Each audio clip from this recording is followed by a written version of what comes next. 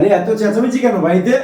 প্রতিদিন এক ন্যাকামো ভালো লাগে না। তোমাকে কতবার বলেছি যে তোমার বাবাকে বৃদ্ধাশ্রমে দিয়ে আসো, নাহলে আমি বাপের বাড়ি চলে যাব। বাবাকে বৃদ্ধাশ্রমে দেবো?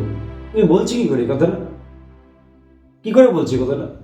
আমি বাবাকে বৃদ্ধাশ্রমে দিতে পারি?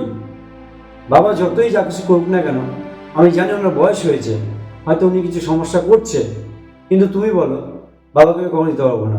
আজকে যা কিছু হয়েছে আমি বাবার জন্য হয়েছি।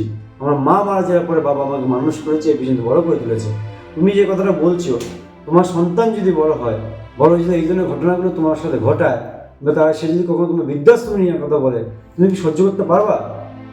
আমি তোমার কাছে একটা অনুরোধ করবো, তুমি আমার কাছে আপন, আমার বাবা আমার কাছে আপন, কিন্তু আমি কখনো বাবাকে বৃদ্ধাশ্রম দিতে পারবো না, তোমার কাছে থাকতে পারবো না।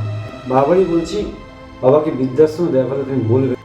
সবই বুঝতে পারছি, কিন্তু প্রতিদিন এত অশান্তি না আর ভালো লাগে। আরে নিজের বাবার মতো একটু মানিয়ে নাও।